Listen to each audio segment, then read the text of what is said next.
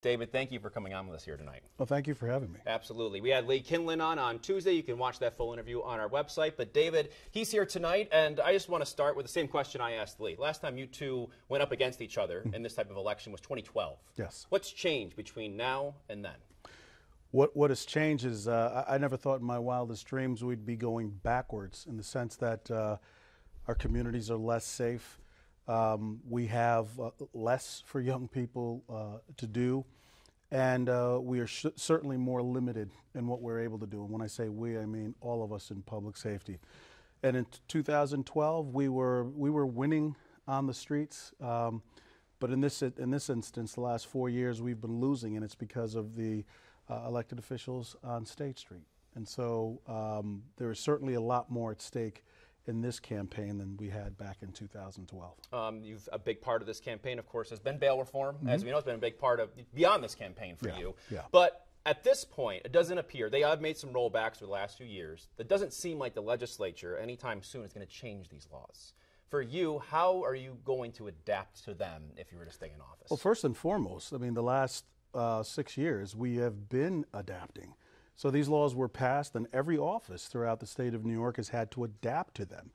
But seeing the results, I mean, we knew what the intent was, but seeing the results and now knowing what the impact of those are, we've had enough. And I don't think communities like Albany County, specifically the city of Albany and the city of Schenectady, where we happen to be now, I don't think our communities can afford to, we cannot withstand what is happening right now. If it stays the same, though, what can you do? Because at this point, it doesn't seem like it's going to change. Well, I would remind the voting public that back in 2004, the same questions were asked about how this new young prosecutor is going to change the Rockefeller drug laws. And what I said at the time and what I will say now is that Albany will be the first to speak. On Tuesday, with one loud, raging voice, Albany will select me as their district attorney based upon my position on these, the confluence of all of these reform laws. And once again, the legislature will be forced to listen to the voices of the people in Albany County. As a part of some of the back and forth over the course of these last few weeks of the campaign, your opponent has questioned your office's resources and ability to do this and to do the job. He spoke about this on Tuesday. Let's just listen to that real quick here. He's lost a lot of his senior leadership. The men and women who are experienced trial prosecutors have all left his office in the past 18 to 24 months. I mean, the brain drain that's going on there is pretty significant.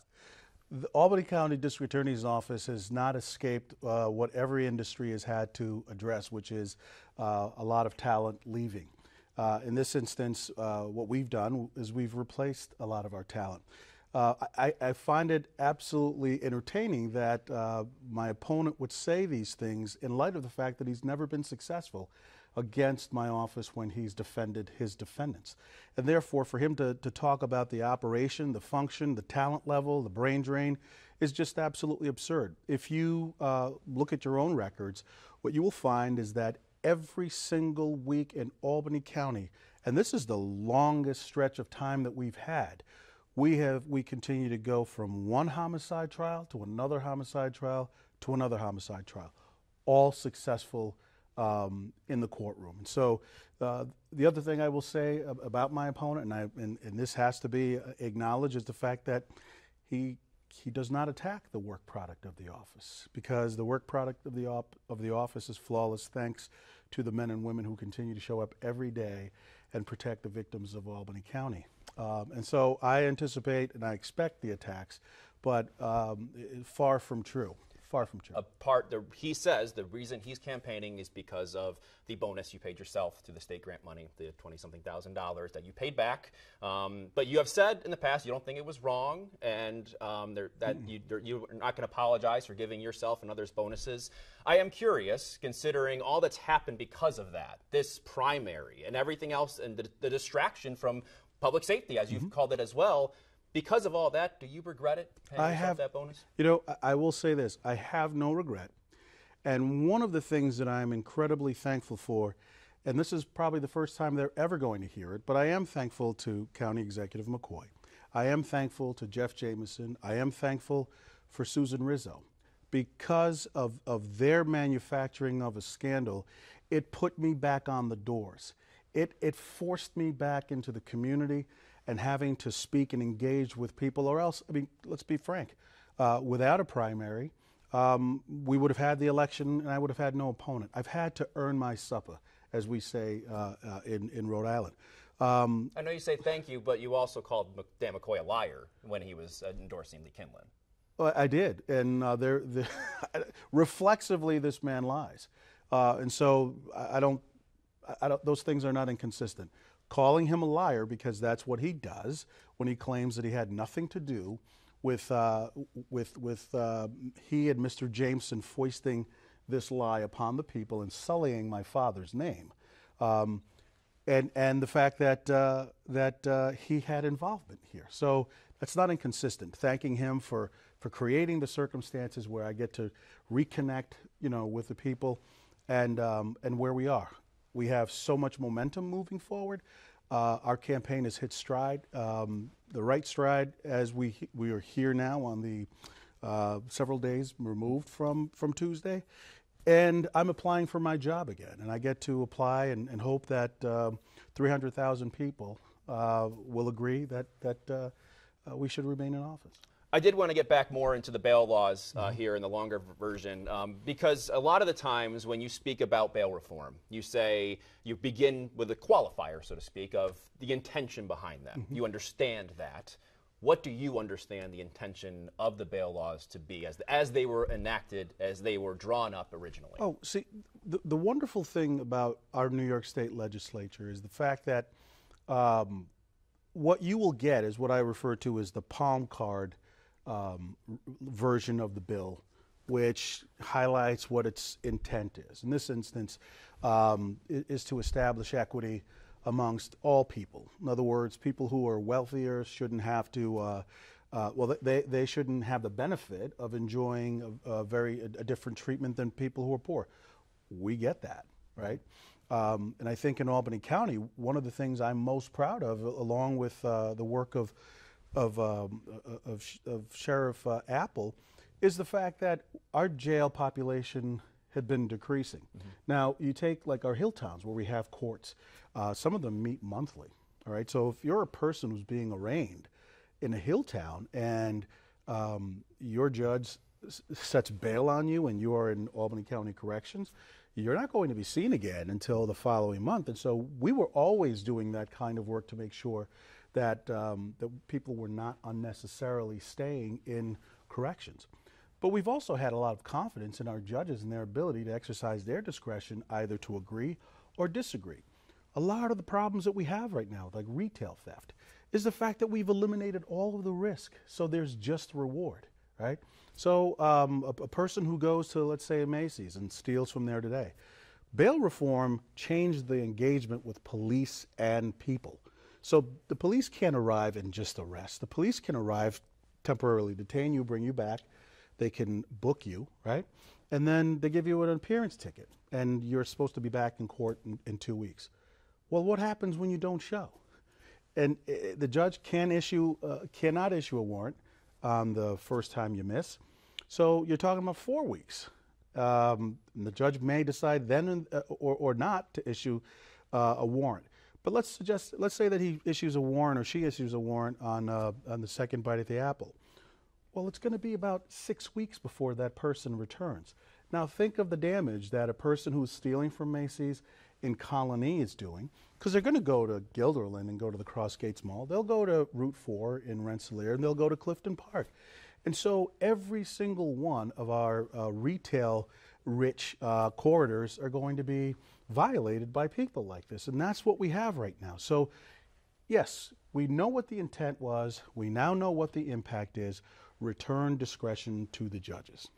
You talk of the intent of the equality, right? And what you've done to facilitate that, right? Is that what you do you believe you already had the tools in place to be able to provide equality for individuals that absolutely would be negatively impacted by how much money they have? Because that is another piece of the legislation. That's what I've heard from lawmakers and everybody else in between, is that legislation is not to penalize people for being poor. Do you think you've been addressing that, or there should be more done to address that in a different way? We have been addressing that in our work. Same thing with discovery. Our office has a reputation of providing a lot of information as early on in the process as we were an early discovery office. Why? Because we want to arm defense attorneys with the necessary materials. They're going to have conversations with their clients that are difficult conversations. And we understand what we do. We deprive people of liberty, you know, with proof beyond a reasonable doubt. But it's still a very, you know, difficult conversation to have with someone. So you want to equip them with everything that you feel is necessary without putting people in danger. The discovery now requires that the first, you know, several weeks, the infancy stages of a case, we're reducing prosecutors to almost squirrels, where they're hunting and gathering for as much material as possible in order to turn over so that we can go on the record and certify that we're ready. What happens is oftentimes you will see the names of an identity of witnesses being turned over. That information lands in the possession of defendants, and then the next thing you see is witness intimidation on the street. And so we're aware of all of these things. And I believe that in Albany County, we've had a wonderful process. I believe that what the legislature did was upset the process, and that has dramatically affected the office, because so many talented prosecutors who loved public service have left offices all across the state, but they're still in service. And you know, the little bit of irony for me is that the people who've left my office have gone to the state, where they're still being public servants, but public servants that don't have to have their law license in jeopardy because of these discovery laws. The discovery laws, they did give more funding to help facilitate that, and that, of course, was tied in with the grant money and the bonuses. Could you have allocated that better to maybe keep some of those people there? It wasn't a matter of, I mean, we did give everyone an 11% increase, and that's precisely the reason we had the bonus. Every single person in the office received an 11% increase. And by the way, when we went before the legislature seeking a resolution authorizing us to do that, we had 9 vacancies. So using discovery dollars to create more vacancies that would have sat there vacant, as opposed to rewarding people that stayed and rewarding the people that continue to work for us, is something that we did, and it worked, because we don't have any vacancies right now. You go back, your opponent has cited, well, things in Albany, you know, it had one of the highest crime rates in the state, about all the counties for the last 10 years, not just the last 5. You talk about these programs you have, and you believe that there was equity in that, and it was working. I guess, how do you explain that, if you look at the numbers and how they break down over the course of the last decade?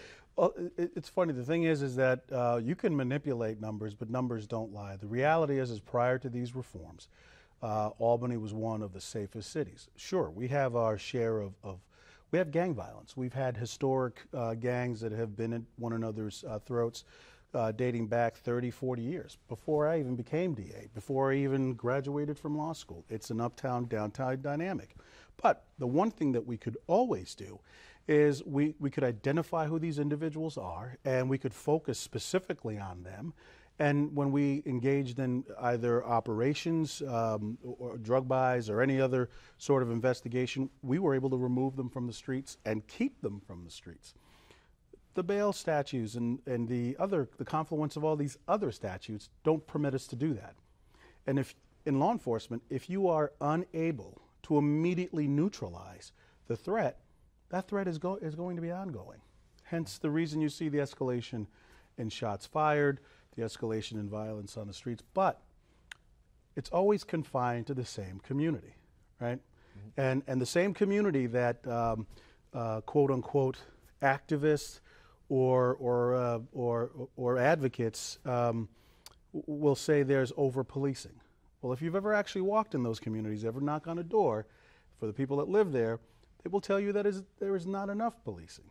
So I think that prior to these laws coming into effect, we were able to afford the community, especially the black and brown community, more safety.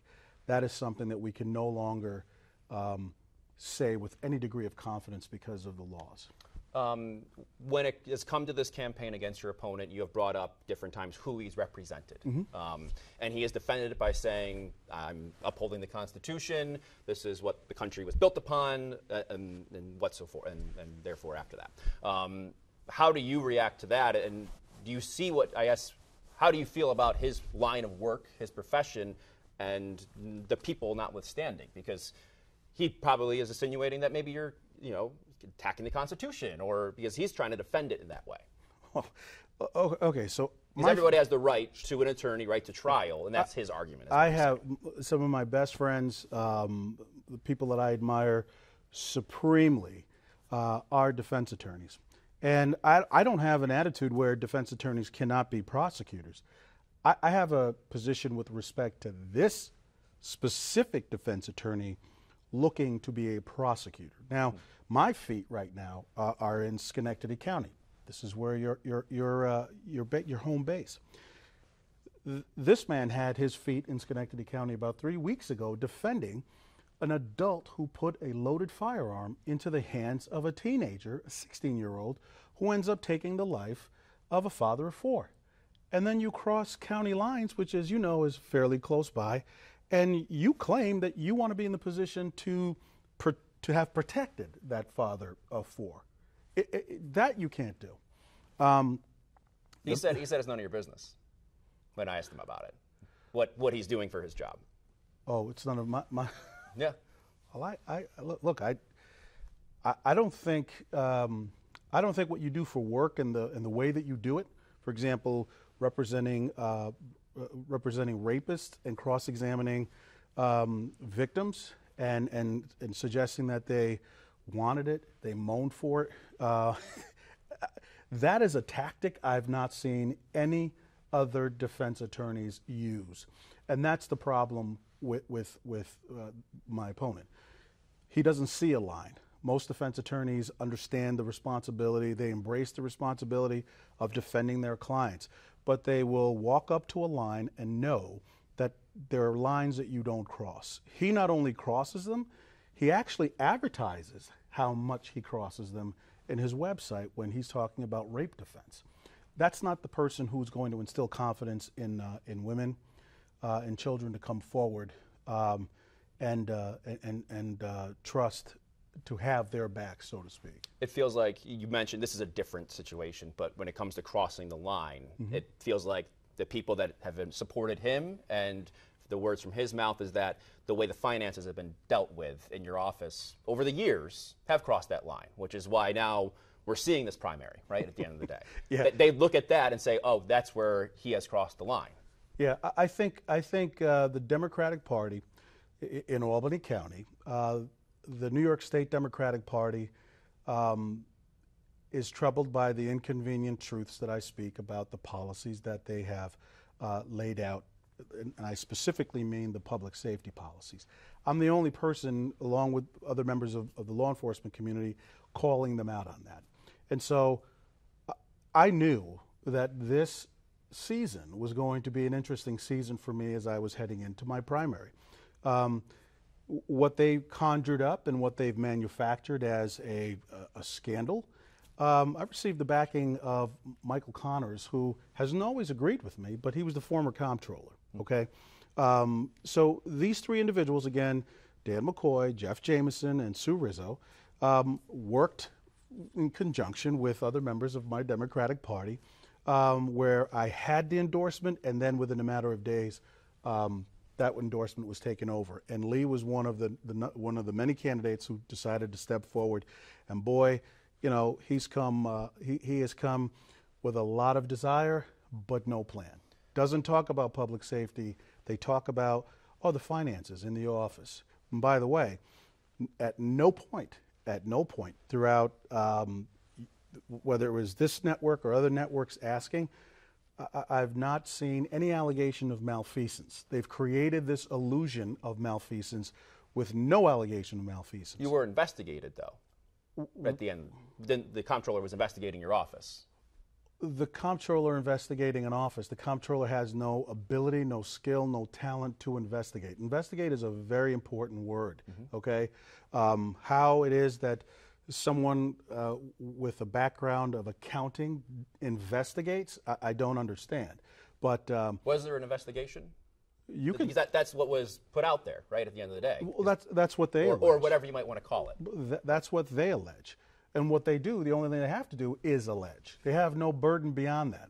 So it's blame, is allege, and then no follow-through. What was the follow-through? The follow-through is you sent a bunch of letters to agencies with zero jurisdictions over the office and what we do. And what have we heard from those agencies? We've heard nothing. As a matter of fact, we've heard from the state comptroller saying, this is not what we do. You can go and ask DCJS, who's the funder. We already asked DCJS. DCJS had approved what we were doing. Yep. And so this is the scandal absent of a scandal. You talk about the Democrats in Albany County and the party itself. Depending on what happens here, would you consider falling, if, say, you don't win the primary, would you run as an independent? First of all, I don't think that I'm going to have to be concerned about winning the primary. Okay. And I say that not because I'm not arrogant, but I do know the response that I've gotten at the doors. I do know the contacts, the endorsements from every single law enforcement agency within the county, even in your own county, because I'm happy to have received the endorsement of the Schenectady County Sheriff D'Agostino and Rensselaer County. The elected officials who support me, if you notice when you go down the list of those who have endorsed me and those that have endorsed my opponent, those that have endorsed my opponent are the people who passed this legislation. They're the people that have supported this, and therefore it's their legacy that they're endorsing, not necessarily the talents of my opponent.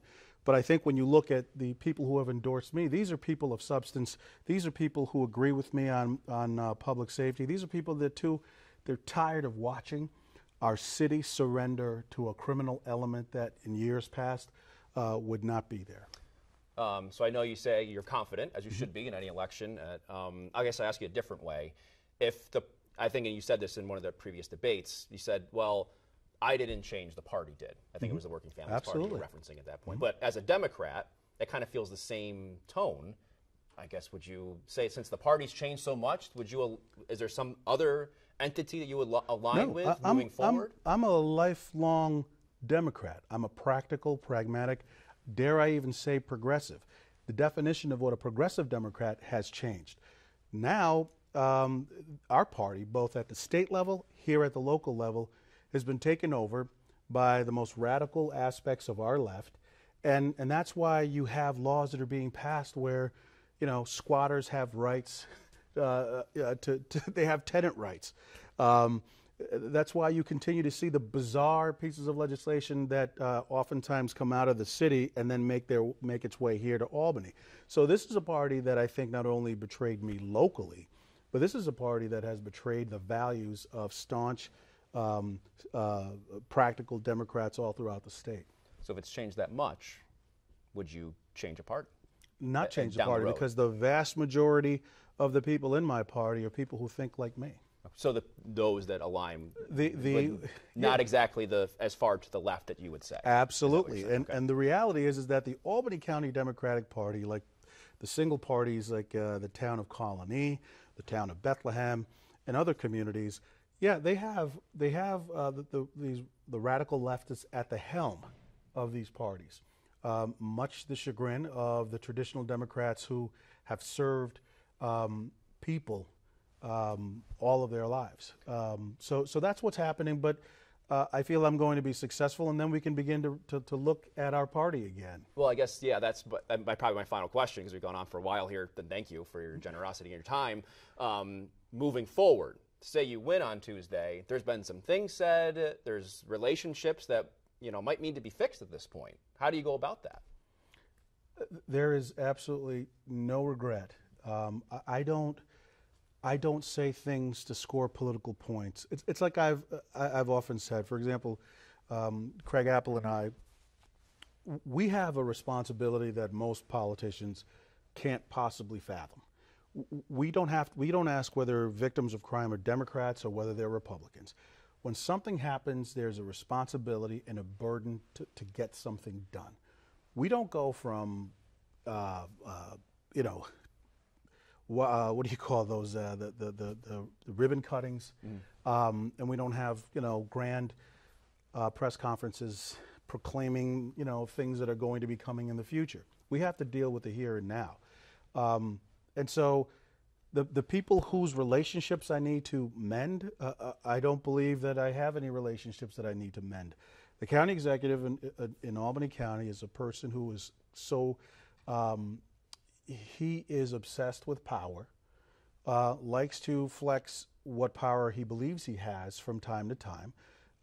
We've had issues in the past when it comes to personnel, things that I can't talk to, but I would welcome him to talk about them because then it frees my obligation.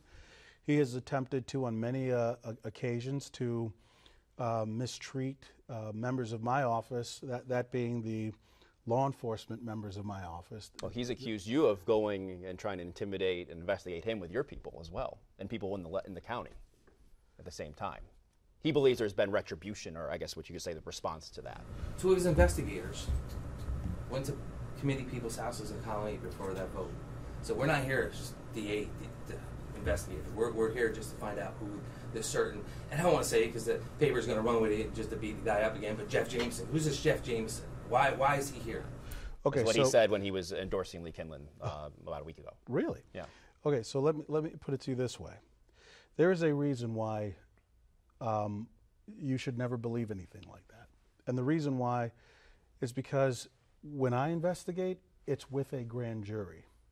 When I investigate, there will be this thing that's called a subpoena that arrives at your door, and you must comply with that subpoena. I don't play political games, nor do I weaponize my office in the back and forth attacks. That is a product of his own illusion. But I will say this, 18 out of the 19 collective bargaining units, year after year when they go to deal with the county, specifically his administration, he will in fact authorize all of them except for the investigators in my office. My investigators in my office they don't investigate anything other than what I direct them to investigate or assist those agencies that are conducting investigations. So that's absolutely absurd. I've now been to two hearings, collective bargaining hearings, where I've testified on behalf of my people against the county, and that's odd because I'm a boss, and therefore I should be in opposition to the collective bargaining unit in my office, but I'm with them because I know the work that they do. But that's neither here nor there. Right. On Tuesday, there's going to be two names on that ballot, and it's not about the names on the ballot. It's really what we stand for. What I stand for is in stark opposition to what our state government has done to communities like Albany. It's happening all throughout the state of New York. They can claim numbers where, oh, the FBI says numbers are going down. Numbers aren't going down. The city of Albany did say the numbers are down this past year. They're down from 22 to 23. Numbers are down. From the city police. I'm just studying the numbers, and I've looked at for the last 10 years where they've been as well. Sure. But let me ask you this. If you average 6, 7, maybe 9 homicides, and now we are double those numbers, do we celebrate the fact that we're off by 1 this year, although we've doubled from where we were pre-reform? That's nothing to celebrate. And the reality is, I would like to see the mayor of the city of Albany walk into a home of a parent who's just lost a child to that violence and brag about, oh, wait a minute, it's 1 less this year. It's double what it was before, but it's 1 less this year. That's not that's not an evidence of success. Well, David, really appreciate you coming in this final few days before the primary. Best of luck. Thank you so much.